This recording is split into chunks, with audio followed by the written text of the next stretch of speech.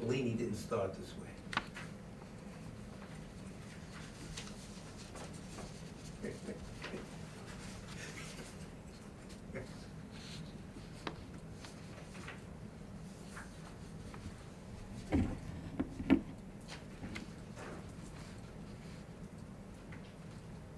Okay, go ahead. So, good evening from the Tibet Center in South Orange, New Jersey. We will begin by reciting the prayer for the spreading of the teaching throughout the length and breadth of the West, which you'll find down below in the FAQ section. On our website, scroll down to prayers. Scroll down to prayers. By the force of the blessings of the non-fallacious three precious gems, and of the truth of our pure selfless wishes, may the precious Buddhist teachings flourish and spread to the expanse of all areas throughout the length and breadth of the West.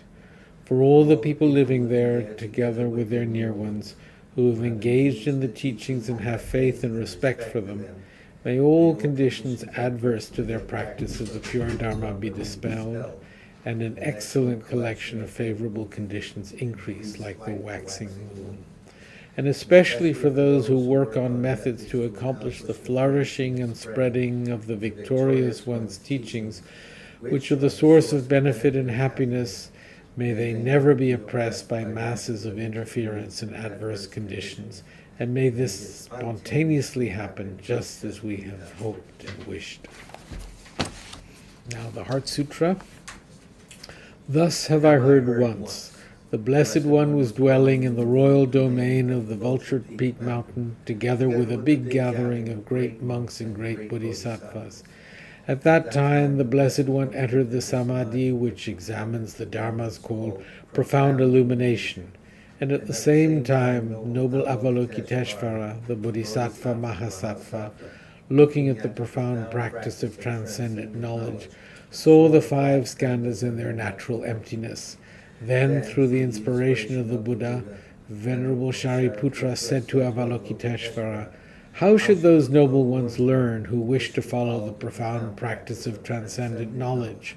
And Avalokiteshvara answered, "Venerable Shariputra, whoever wishes to follow the profound practice of transcendent knowledge should look at it like this, seeing the five skandhas in their natural emptiness. Form is empty, emptiness itself is form.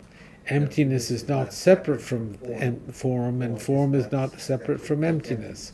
In the same way, feeling, discriminating awareness, compositional factors, and consciousness are empty. Thus all the dharmas are empty and have no characteristics. They are unborn and unceasing. They are not impure or pure. They neither decrease nor increase. Therefore, since there is emptiness, there is no form, no feeling, no discriminating awareness, no compositional factors, no consciousness, no eye, no ear, no nose, no tongue, no body, no mind, no appearance, no sound, no smell, no taste, no sensation, no objects of mind, no quality of sight, no quality of hearing, no quality of smelling, no quality of tasting, no quality of sensing, no quality of thought, no quality of mind consciousness. There are no nidanas from ignorance to old age and death, nor their wearing out. There is no suffering, no cause of suffering, no ending of suffering, and no path, no wisdom, no attainment, and no non-attainment. Therefore, since there is no attainment, the bodhisattvas abide by means of transcendent knowledge. And since there is no obscurity of mind, they have no fear. They transcend falsity and pass beyond the bounds of sorrow. All the Buddhas who dwell in the past, present, and future, by means of transcendent knowledge, fully and clearly awaken to unsurpassed, true, complete enlightenment. Therefore, the mantra of transcendent knowledge, the mantra of deep insight, the unsurpassed mantra, the unequaled mantra, the mantra which calms all suffering, should be known as truth, for there is no deception. In transcendent knowledge, the mantra is proclaimed. Tadyata Om Gate Gate Paragate Parasamgate Bodhisvaha. O Shariputra, this is how a bodhisattva mahasattva should learn profound transcendent knowledge. Then the Blessed One arose from that samadhi and praised the bodhisattva mahasattva Avalokiteshvara, saying, Good, good, O son of noble family, profound transcendent knowledge should be practiced just as you have taught, and the Tathagatas will rejoice. When the Blessed One had said this, Shariputra and Avalokiteshvara, the whole gathering and the world with its gods, humans, asuras, and Gandharvas, their hearts full of joy, praised the words of the Blessed One. Now we generate bodhicitta. With the wish to free all beings, I shall always go for refuge to the Buddha, Dharma, and Sangha until I reach full enlightenment. Inspired by wisdom and compassion, today in the Buddha's presence, I generate the mind intent on full awakening for the benefit of all sentient beings. As long as space endures, as long as sentient beings remain, until then may I too remain, to dispel the miseries of the world. With a wish to free all beings, I shall always go for refuge to the Buddha, Dharma, and Sangha until I reach full enlightenment. Inspired by wisdom and compassion, today in the Buddha's presence, I generate the mind intent on full awakening for the benefit of all sentient beings. As long as space endures, as long as sentient beings remain, until then may I too remain to dispel the miseries of the world. With the wish to free all beings, I shall always go for refuge to the Buddha, Dharma, and Sangha until I reach full enlightenment. Inspired by wisdom and compassion, today in the Buddha's presence, I generate the mind intent on full awakening for the benefit of all sentient beings. As long as space endures, as long as sentient beings remain, until then may I too remain to dispel the miseries of the world.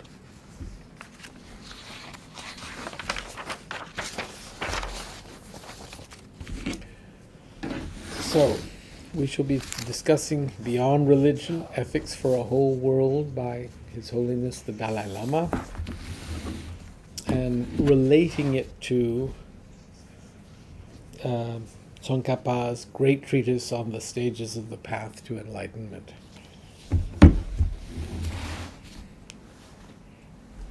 So, I believe we had gotten to compassion training, page 56, 57. Well, 55 is compassion training, so we'll start with 55.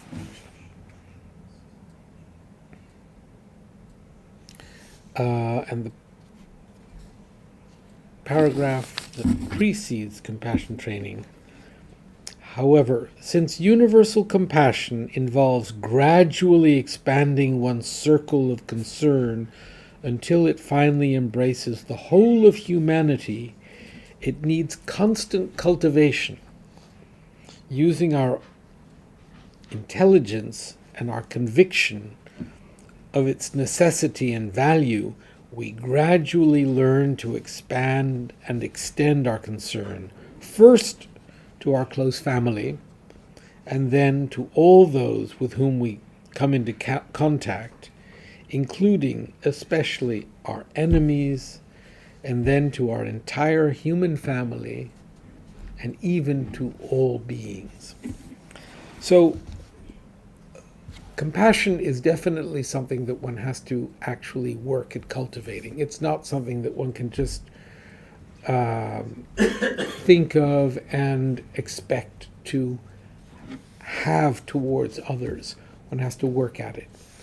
And to be precise, when we're talking about compassion, we're talking about the wish to remove the suffering of others. And so that the cultivation of compassion is an inner thing. It's not necessarily developing physical techniques or it's with that compassion, with that wish to remove the suffering of others, we can engage in removing the suffering of others. We can engage in actions that are beneficial to others. But when we're cultivating compassion, when we're working out here, it's a meditative process where we work at recognizing the suffering that others are experiencing, recognizing how dependent we are on them, recognizing that the suffering they're experiencing is the same as the suffering that I experience. And just as I wish to be free of my suffering, I develop a wish to free others of their suffering. So it's a wish. Once we have that wish, with that wish, we can't just sit and wish to remove their suffering. We have to actually engage in the removal of the suffering. And so if one becomes a doctor, if one becomes a nurse, anything one does actually can be motivated by compassion. So it's not that one necessarily has to engage in or assume a career or a job that tangibly affects others.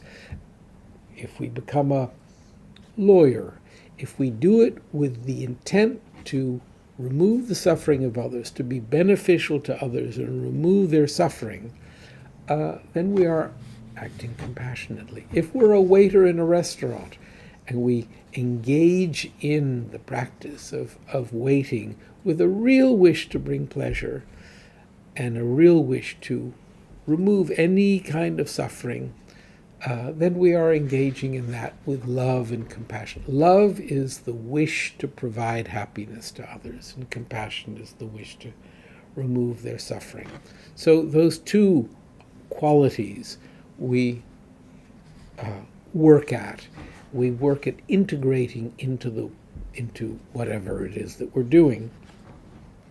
But the initial compassion is this inner quality that we are developing. And I've read out of Tsongkhapa's Lam Rim the method by which we cultivate it. We really have to.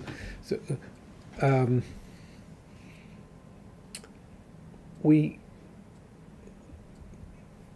were discussing this last night, but renunciation is our own individual wish to be free of the suffering that we experience within cyclic existence. Compassion is the wish to free others of the suffering that they are experiencing in cyclic existence. So in order to have true compassion, we have to recognize our suffering, and we have to actually have a wish to extricate ourselves from our suffering.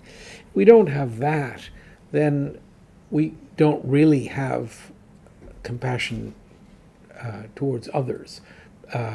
We have to recognize the suffering state that we are experiencing in order to truly recognizing the suffering state of others, and thereby develop the wish to remove them or to separate them from that state. So I'm saying this, and I've said it previously, but the repetition of it is important because that's meditation.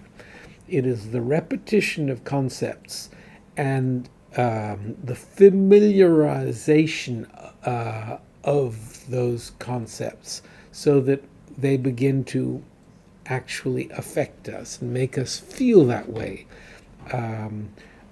So the repetition, the daily repetition of the steps that lead to compassion, the daily thought of or recognition of my own suffering, the daily recognition of how dependent I am on others for everything that I have, and the daily repetition of the thought that those whom I'm so dependent on are suffering in the same way that I am, those steps will lead me to the wish to remove the suffering of others. We have to go through those, and we have to go through those daily in order to really have compassion. In the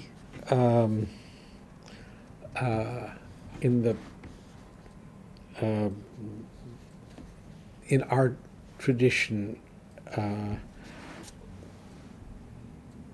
we can't simply content ourselves with developing the wish to remove others' suffering. What we then have to do is figure out how we can actually do so, and what is the most effective way by which we can bring an end to the suffering of others. The most effective way in which we can implement this feeling of compassion. And the really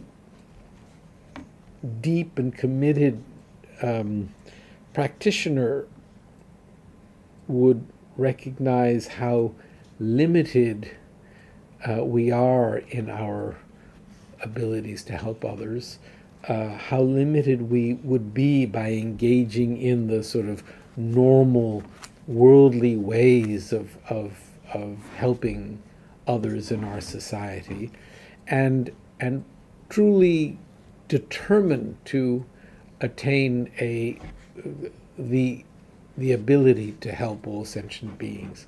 And that would be by attaining full enlightenment, and by developing the ability to know, recognize the needs of each and every sentient being, and provide them with the guidance they need in order to extricate themselves from their situation of suffering. So that's in this tradition. The aspiration is to cultivate, make use of compassion to bring about this motivation to work towards the attainment of full enlightenment, to truly benefit others.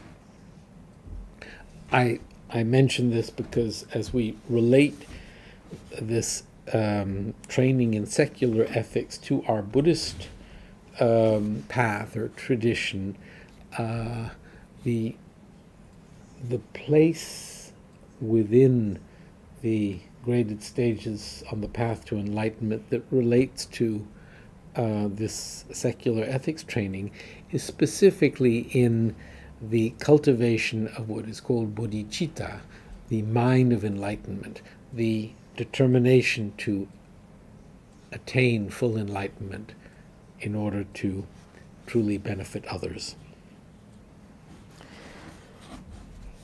So, compassion training at the bottom of page 55.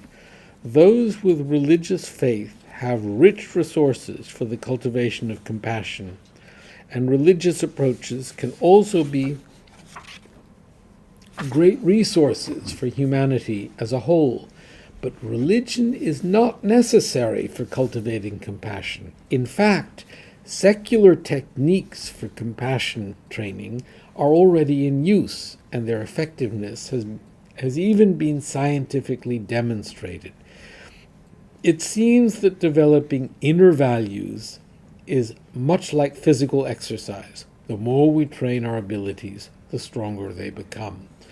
Neuroscientific research conducted by my old friend Professor Richard Davidson, for example, has demonstrated that even short periods of compassion training, as brief as 2 weeks, can lead to observable changes in the patterns of the brain, as well as to greater inclination towards charitable giving. I'm hopeful that such research may pave the way for the introduction of compassion training in schools, which would be very worthwhile. Modern education is premised strongly on materialistic values. Yet, as I often point out, it is vital that when educating our children's brains, we not neglect to educate their hearts. And a key element of educating their hearts has to be nurturing their compassionate nature. This is a subject to which I will return. So, any questions? Speak up. So, no, I'm sure there are many questions, but we'll wait until later.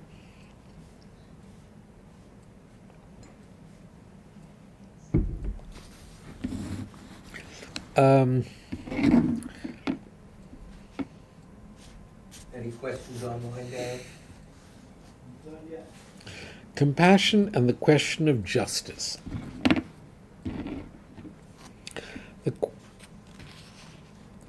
The question of justice. On a number of recent occasions, thoughtful people who are sympathetic to the idea of secular ethics have objected to my suggestion that compassion can be the foundation of such a secular system. For many, it seems there is a conflict between the principle of compassion, which implies forgiveness, and the exercise of justice, which requires punishment for wrongdoing. As they see it, the principle of justice, or fairness, rather than of compassion, must underpin any humanistic approach to ethics. To give priority to compassion and forgiveness, they argue, would allow perpetrators of harm to go unpunished and hand victory to the aggressors.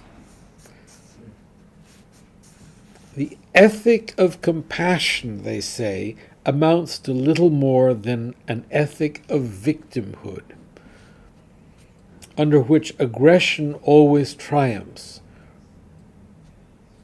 Wrongdoing is always forgiven, and the weak are defenseless.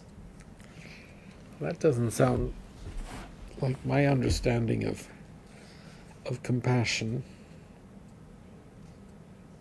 Compassion is not a weakness. Compassion is... I remember in the monastery there were certain local people who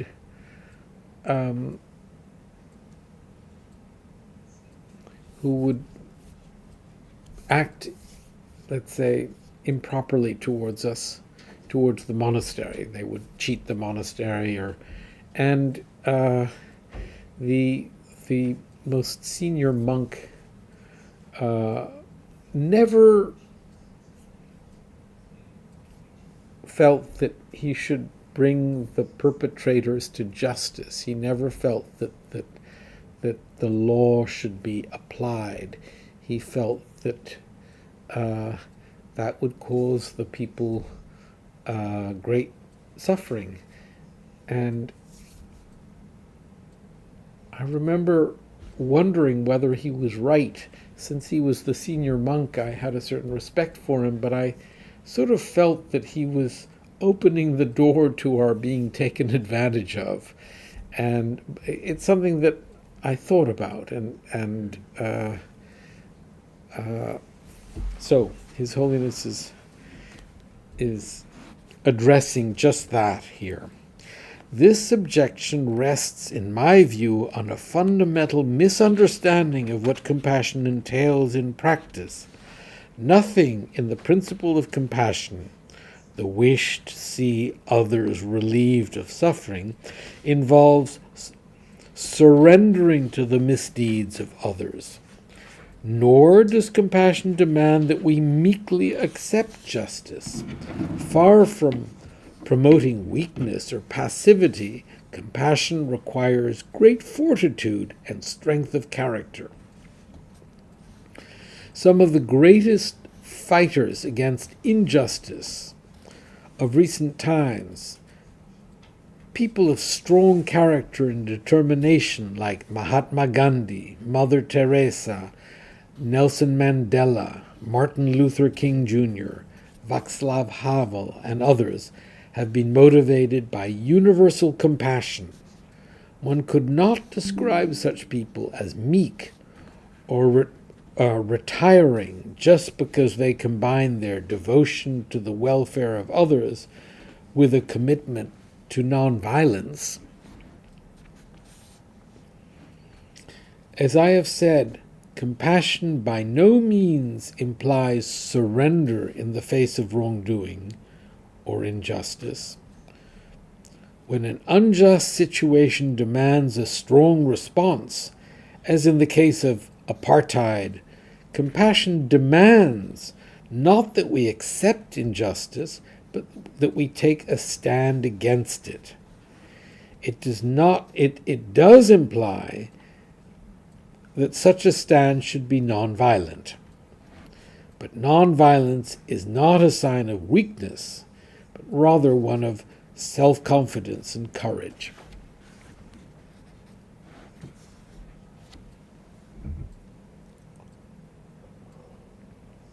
Today we're having a heat wave and we were told to drink.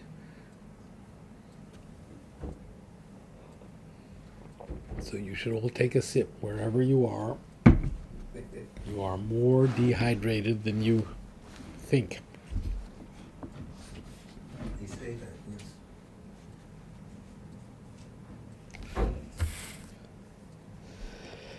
Generally, when people, this is interesting. Good strategy and When people quarrel, it is only when they run out of arguments that they lose their tempers and resort to shouting and even violence. When parties to a dispute feel confident that truth is on their side, often they remain calm and continue to argue their case.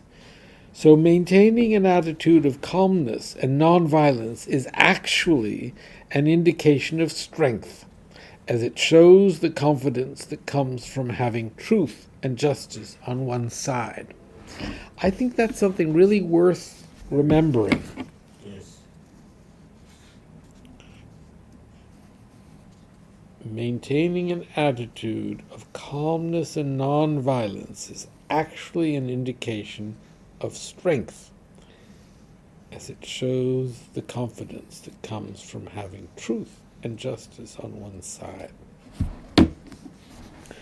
We might illustrate this point about the need to stand up to injustice while maintaining a compassionate concern for the wrongdoer with an example at a personal level.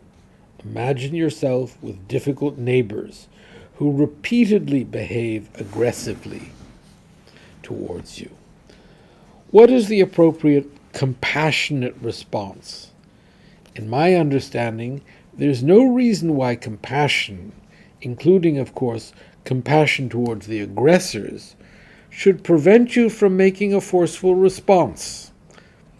Depending on the context, a failure to respond with strong measures, thereby allowing the aggressors to continue their destructive behavior, could even make you partially responsible for the harm they continue to inflict. In addition, doing nothing to oppose such behavior, in effect, encourages those unfortunate persons, with the likely consequence that they will move on to even more destructive behavior, bringing still greater harm to others, and in the long run to themselves. Well, that's a very strong and forceful position to take. The only way to change a person's mind is with concern, not with anger or hatred. Physical or violent measures can only restrain others' physical behavior, never their minds. And he ends with a story. There is a story from southern Tibet about a person who tells a friend, "Such and such person hit me once. I kept quiet. He hit me twice. I kept quiet. He hit me 3 times. I kept quiet. He kept hitting me. Still I kept quiet." This is an illustration of what compassion is not. This is meekness, and it is not the right way. What is required in the face of injustice is strong compassion. So maybe we'll stop this here. Very well thought out. Extremely well. And we have been reading in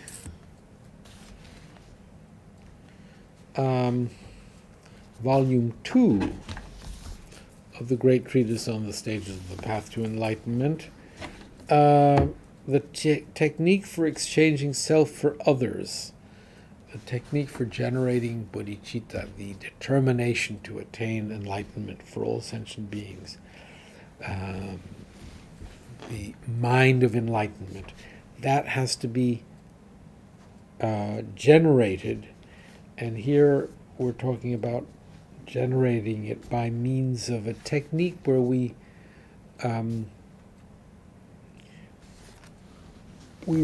recognize that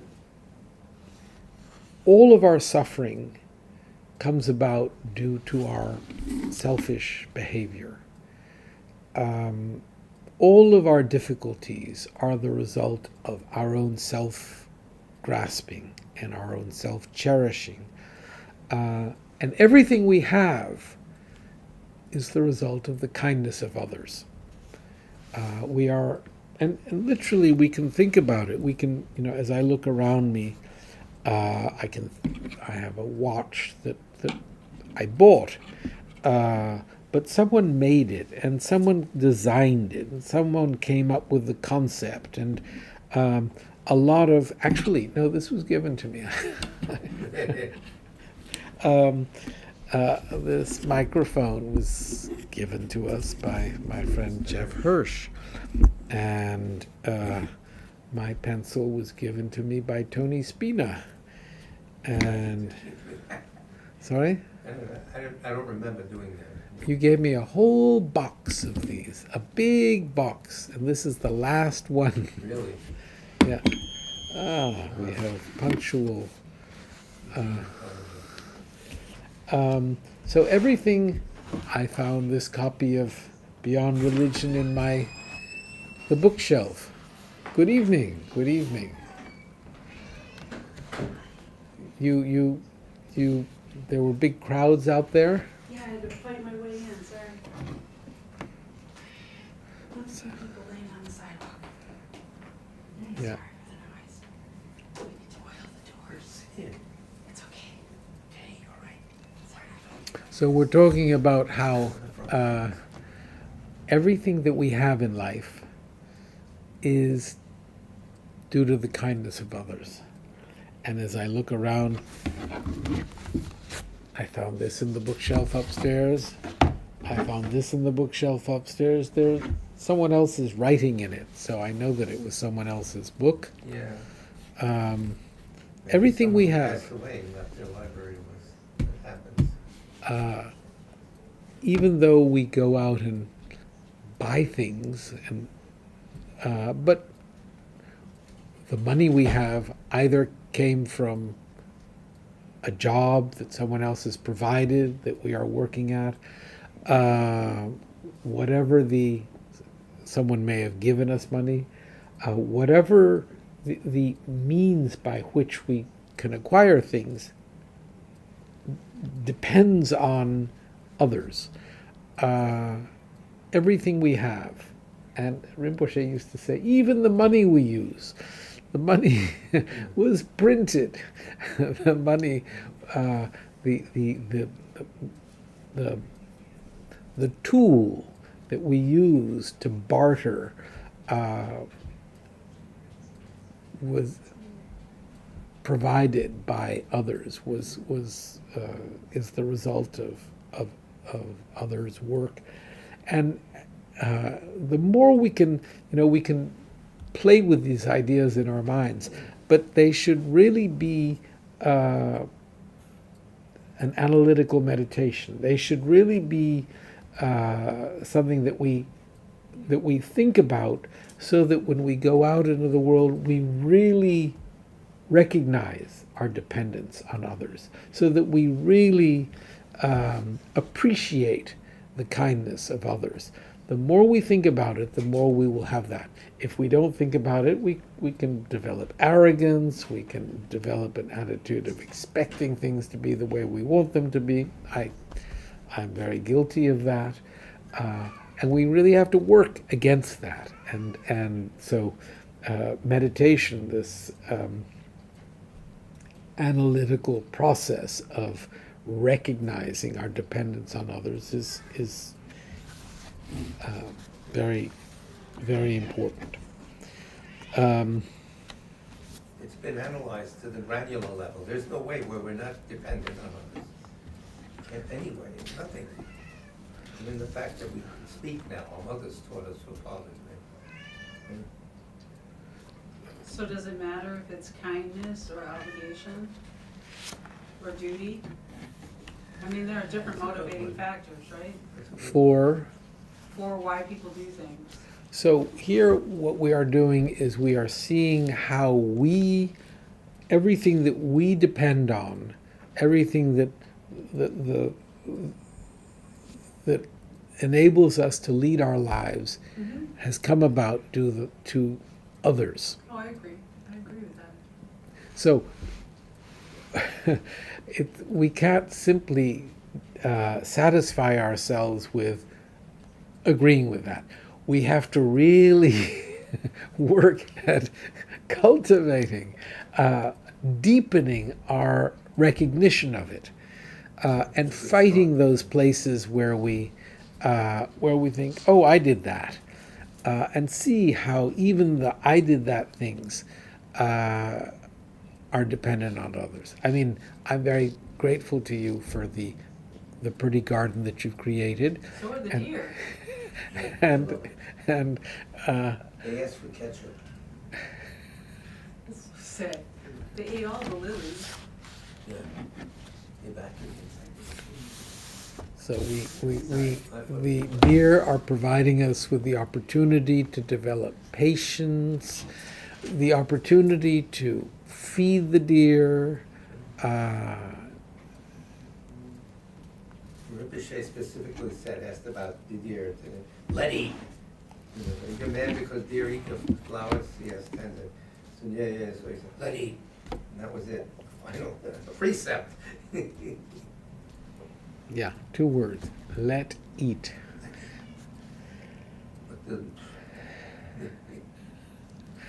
But they pull out the plants.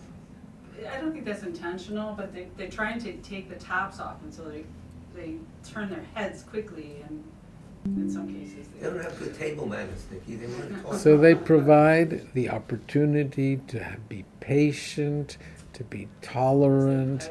I'll They admit put- my patience are being tested. We will remind you. But anyway, but getting back to it, yes, I agree with you, the dependencies that, but the thing that I was wondering is the significance of the intention on the part of another. I don't think it really matters, because we still couldn't get by if others weren't doing things for us, no matter what their driving factors were. Right, and they may not be doing things out of kindness, maybe to make a profit on it. Sure. But it's true, it still helps. We need it. We need the service they supply.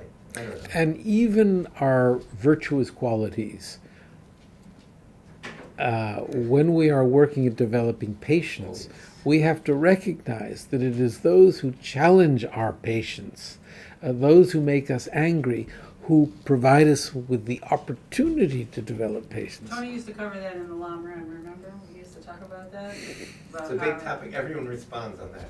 Yeah. What about me? About how you, and even one of the prayers, right? That they're giving you, the people who give you the hardest time are your biggest, greatest teachers. Teachers, Yeah, the 8 verses. For, yes, the 8 verses. so, in this technique for generating bodhicitta, we are, once we have recognized how all of our difficulties come as a result of our self-cherishing, and everything that we have is as a result of the kindness of others, we determine to diminishing our self-grasping and self-cherishing, and to devote ourselves to helping others. And we go so far as to try to think of others, since nothing exists inherently, since the basis of my sort of ignorant state of being is that I am holding on to a sense of self. I'm imputing or believing in some kind of inherent quality of me, while in fact I'm made up of a bunch of parts, and I'm simply imputing that me-ness on these parts, the physical and mental parts. Those physical and mental parts are made up of parts, which are made up of parts, which are made up of parts, and you could never actually point at the me among all those parts. It's simply an imputation. I'm simply naming and holding on to this idea of a me, based on, dependent on all these parts. Since the me is dependent on these parts, the me doesn't exist in the independent, objective way that I believe that it does. Since I can really, since there is no actual, let's say, objective me based on this bunch of parts, I could impute me onto others. I could think of others as me. I could consider that this particular bunch of aggregates is the other, and that I am all others. And that's the technique that Tsongkhapa is presenting here, the technique of exchanging self for others that Shantideva presents in the Guide to the Bodhisattva's Way of Life. So once you do that, you begin to assume responsibility for others, and you diminish your grasping at the sense of me that we sort of naturally have towards ourselves. So, if you lose the thought that your body, etc., are for others' welfare and think that they are for your own benefit, or if you see them as agents of physical, verbal, or mental harm to others, then stop this way of thinking by contemplating how this previously brought you limitless harm and how you are still mistaken with regard to its appearance of helpfulness, which is false. If you are controlled by this wrong way of thinking, it produces only unbearable suffering. And Shantideva says, when you, self-cherishing, ruined me before. So self-cherishing, holding on to a sense of self, is, as I said before, the basis for all our suffering, all our difficulties, all the all the challenges, all the difficulties, all the suffering, all the problems that we experience are the result of our self-cherishing and our self-grasping. And of course, we don't limit this to the situation within this life. Over the countless past lives that we have experienced, we have engaged in the principal motivation of our lives has been trying to satisfy ourselves and try to protect ourselves from anything that might challenge us.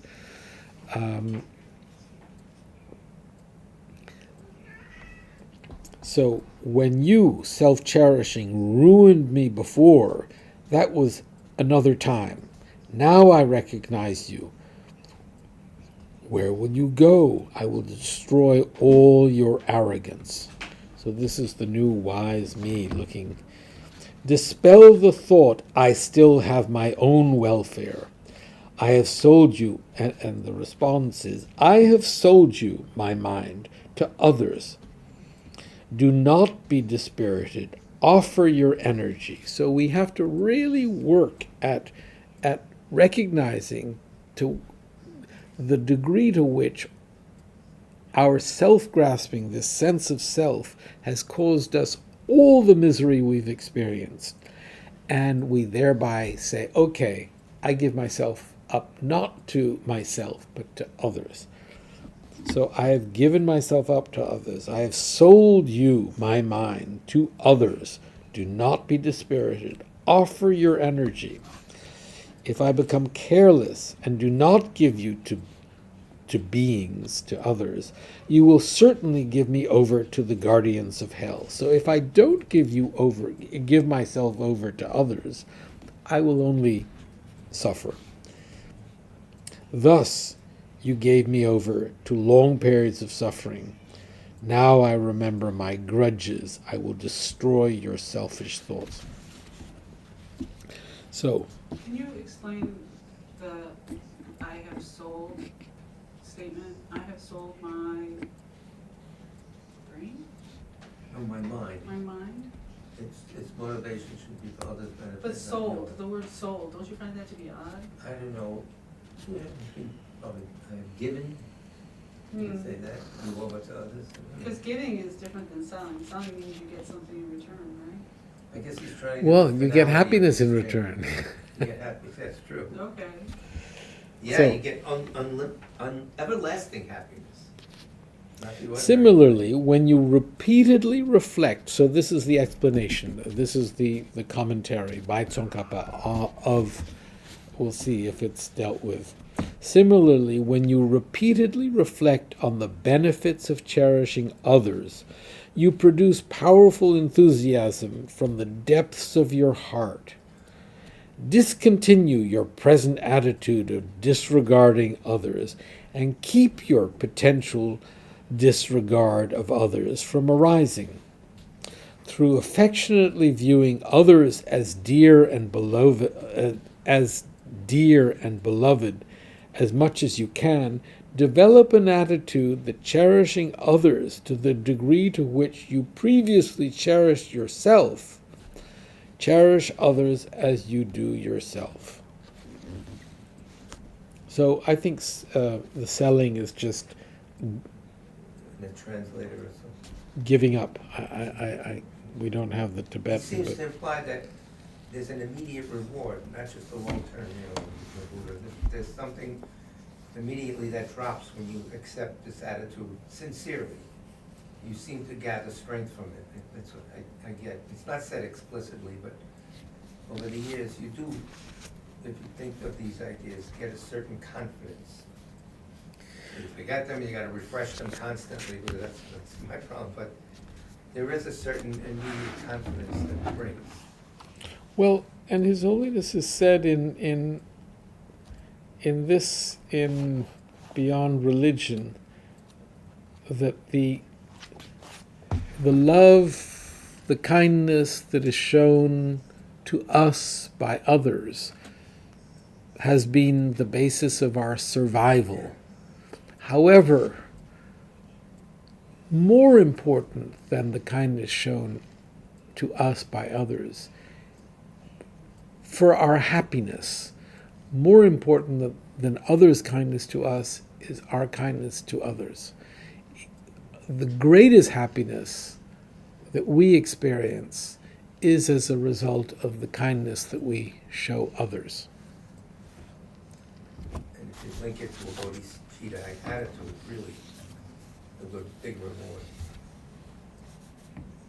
Buddha, in other words, I'm going to be ultimate, become a Buddha for the benefit of others. And you consider others all the time, the field of other beings all the time. It's much more meritorious, I would think. And that's the way the rules go, I think. I'm not sure of none of this. As Tammy Wynette reminds us, the price of true love is no charge. Very good. And at a time with George Jones, he pulled a gun on him.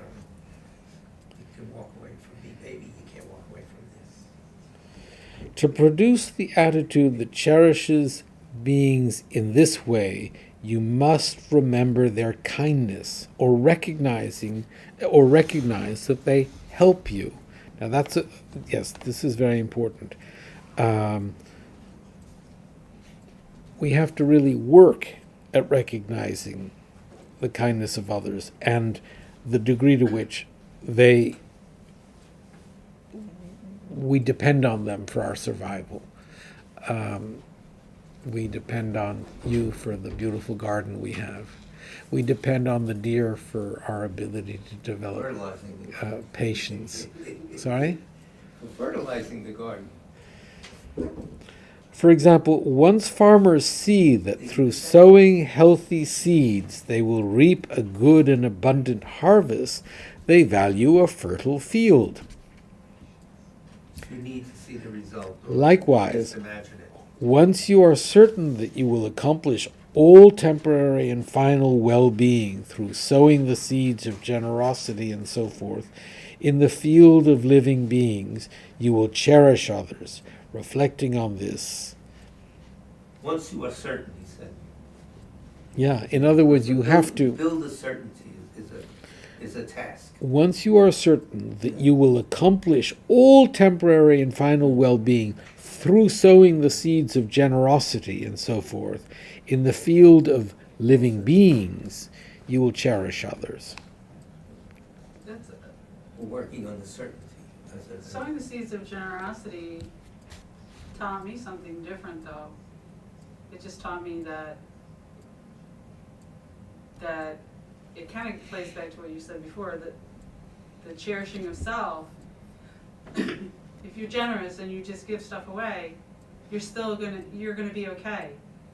You don't need to hold things so closely. You don't need to cling at things or cherish yourself or keep the things around you. You can give them away, and you're just going to be fine. And when you start to realize you're going to be fine anyway, that brings a certain happiness. The thing about sowing the seeds of generosity, as they are saying it, as if the benefit will be external, but you'll see it out there and where the seeds are sown. I think it's more internal. I don't even, once I have done something, I let it go. It's not gonna study it and see, what benefit there was there, and that's kind of like seeking credit for something. I don't even do that. It's just the act of that immediate moment of being generous. Boom, gone. It's a good point. And I'm okay, and they're happier for it, and that moment, that little snapshot, is the perfection You're of not it. calculating.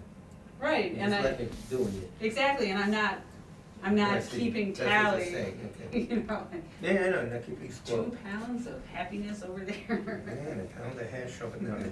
No, So I'm going to read this over because I think that it's saying So, but basically, so this is the process that we have to cultivate in meditation so that we will actually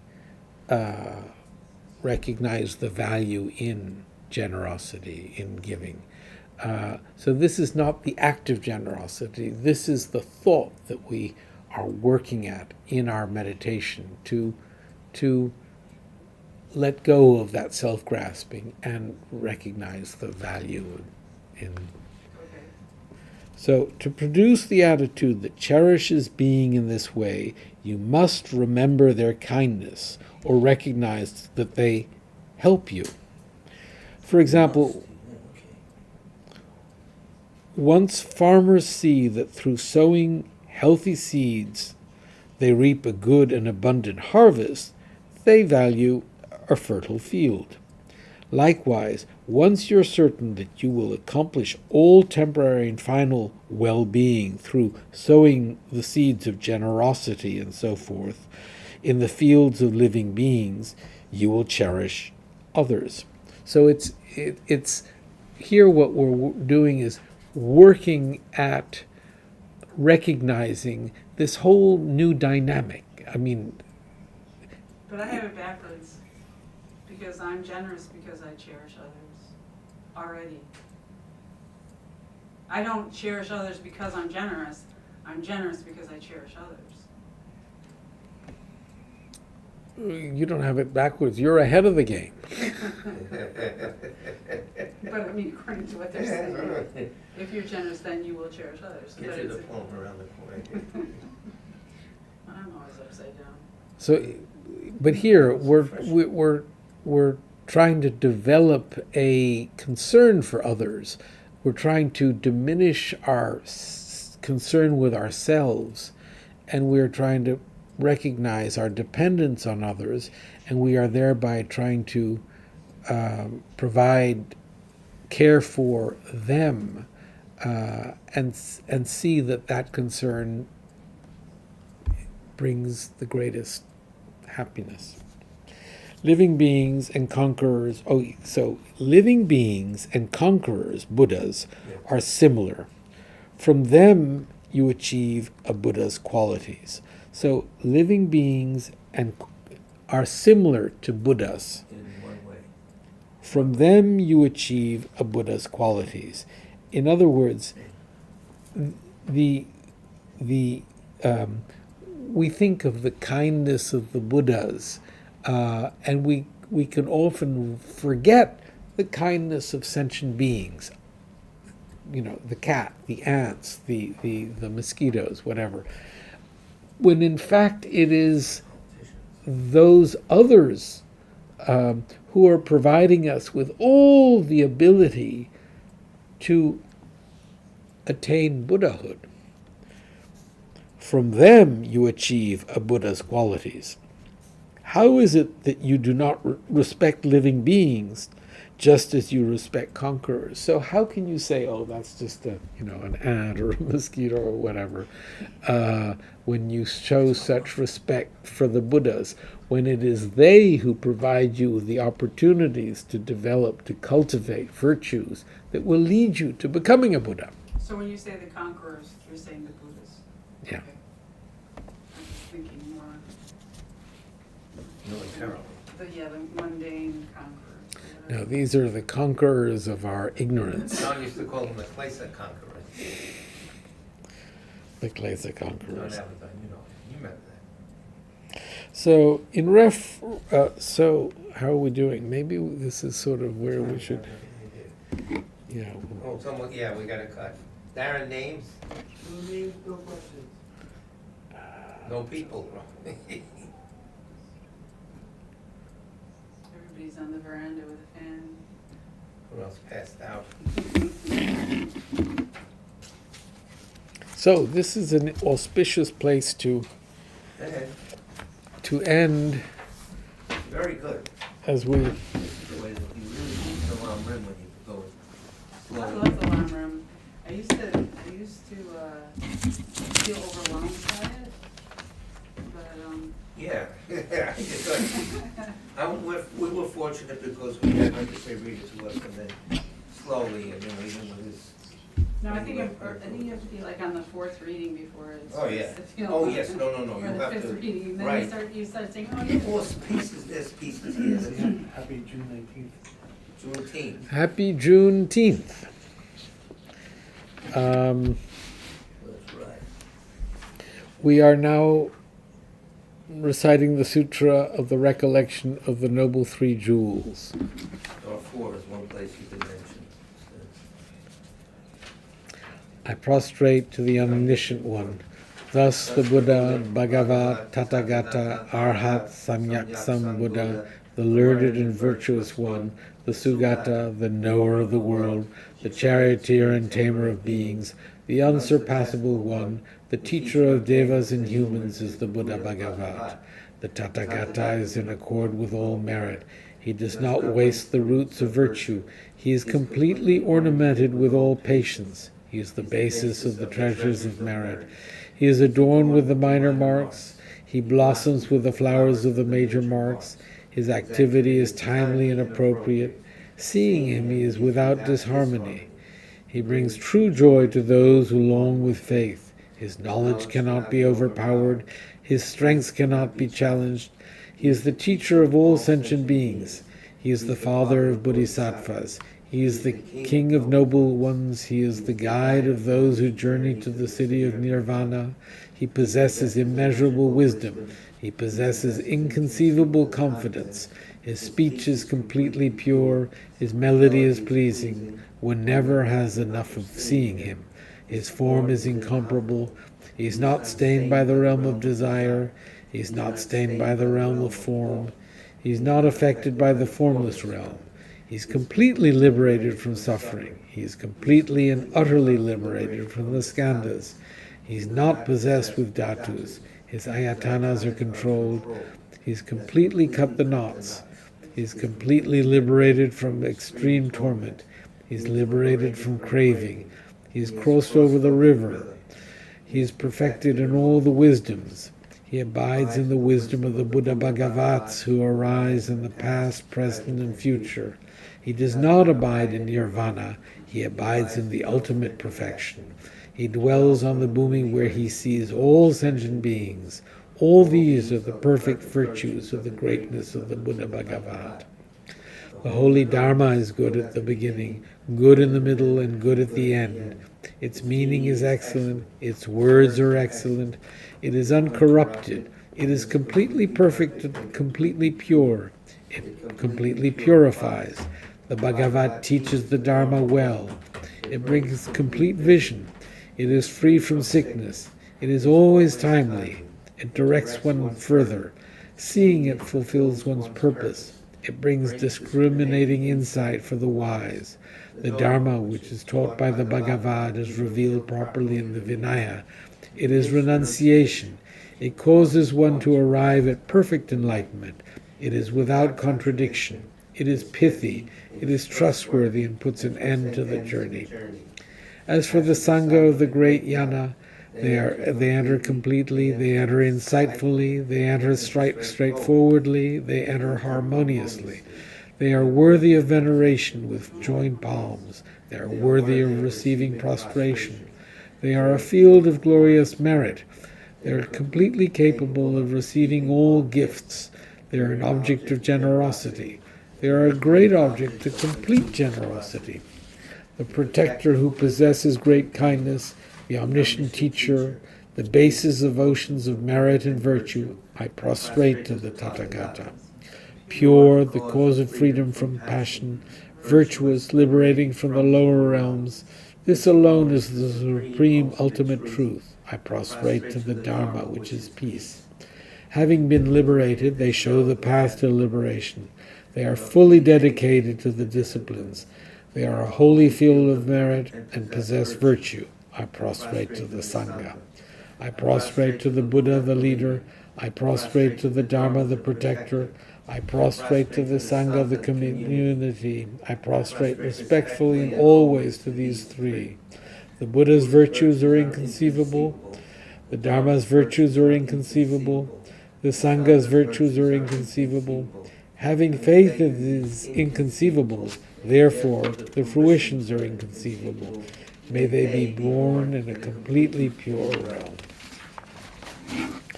Now we'll read the prayer for a swift return after Chongla Rinpoche by His Holiness the Dalai Lama. Exalted wisdom of all victors, gathered in a drop, sole refuge manifest in the form of the one wearing saffron robes, Guru Lobsang Tuwan Dorje Chang, please bear witness here today that our prayers may be fulfilled. We beseech the great torch of doctrine, accomplishing from long ago the vast ways of aspirational prayers, Lord of speech of the Victor Losang teachings, spreading them to the ends of the earth by means of explanation and practice. Though holding the commitment, I will invite all beings to be my guests in unsurpassed great awakening, yet you have withdrawn the activities of the form body that serves the welfare of others. Is that worthy of the supreme among beings, the Bodhisattvas? Though impossible for you till cyclic existence end to abandon your commitment to liberate all beings, we beseech the new son of Nirmanakaya to swiftly return from the realm of Dharmakaya, brought forth by bodhicitta drawn by 7 steeds.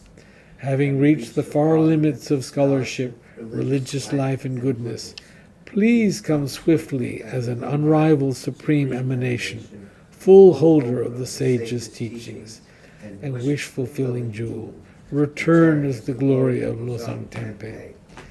Magnificent truth of the 3 precious jewels, Mahakala, Karmayama, and Srimati Devi, and the ocean of Dharma protectors, may you spontaneously fulfill our wish, the swift blossoming of the reincarnation's fresh moonlight face. Thank you. Thanks, Nikki. Thank you very much.